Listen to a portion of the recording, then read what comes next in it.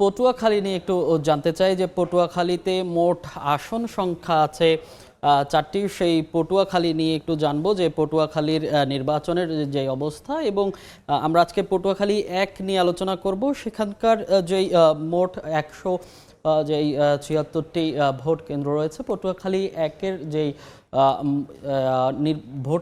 Voter যেই সংখ্যা, সেখানকার ভোটারের মধ্যে আমরা আসলে যেটি দেখছি, মোট ভোটার ১৪,৮৯,২৭৫ জন। এর মধ্যে পুরুষ ভোটার রয়েছে ৭,৫০,০৭৪ জন এবং মহিলা ভোটার রয়েছে ৭,৩৯,১৮৪ জন। এই ভোট কেন্দ্রগুলোতে আমরা দেখছি যে যে প্রার্থীরা আছেন, আসলে সব দলীয় আমরা দেখেছি। বিএনপির পক্ষ থেকে আলতাফ হোসেন চৌধুরী বিএনপির প্রার্থী হিসেবে লড়ছেন। তিনি এর আগেও এখানকার সংসদ সদস্য ছিলেন এবং দাঁড়িপাল্লা অর্থাৎ বাংলাদেশ জামাত ইসলামীর হয়ে লড়ছেন। অ্যাডভোকেট নাজমুল আহসান ইসলামী আন্দোলনের হাতপাখা নিয়ে লড়ছেন আবুল হাসান বুখারী এবং এনসিপি শাপলাকলির যে প্রার্থী তিনি অ্যাডভোকেট জহিরুল ইসলাম মুসা। আমরা আসলে এই যে পটুয়াখালীর যে আসন, সেই আসন নিয়ে আসলে জানছিলাম এবং পটুয়াখালীতে এই মুহূর্তে আরও বিস্তারিত খবর জানাবেন সেখানে আছেন আমাদের সহকর্মী শিকদার জাবির হোসেন। তার কাছেই আমরা যাব।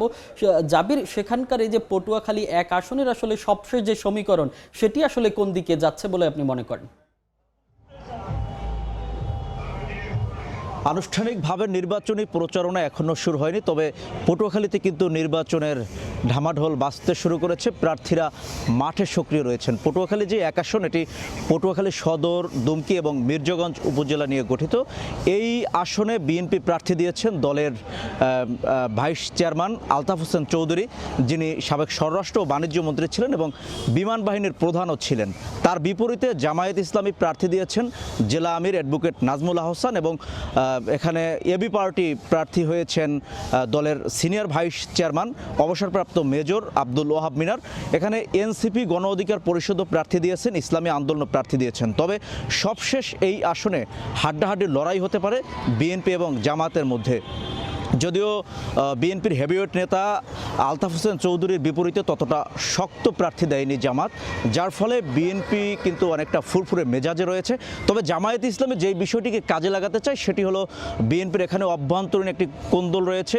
দুটি ভাগে তারা বিভক্ত হয়ে গেছে, অর্থাৎ বিএনপির যে প্রার্থী আলতাফ হোসেন চৌধুরী এবং জেলা বিএনপির সভাপতি সাধারণ সম্পাদক, এই দুটি ভাগ কিন্তু এখানে রয়েছে। আমরা দেখেছি ইতিপূর্বে জেলা বিএনপি পক্ষ থেকে সংবাদ সম্মেলন করা হয়েছে। সেই সংবাদ সম্মেলনে দাবি জানানো হয়েছে বিএনপির যে প্রার্থী আলতাফ হোসেন চৌধুরীর তার মনোনয়ন পরিবর্তন করার দাবি জানিয়েছেন। পাশাপাশি পাল্টা কিন্তু আবার আলতাফ হোসেন চৌধুরীর পক্ষ থেকে জানানো হয়েছে যে জেলা বিএনপির পক্ষ থেকে তাকে হটানোর জন্য বিভিন্নভাবে প্রচেষ্টা চালানো হচ্ছে, সেটি কিন্তু তারা বলছেন এবং এটি কিন্তু জামায়াত ইসলাম কিন্তু সুযোগ নিতে পারে, সেটি কিন্তু বলা হচ্ছে।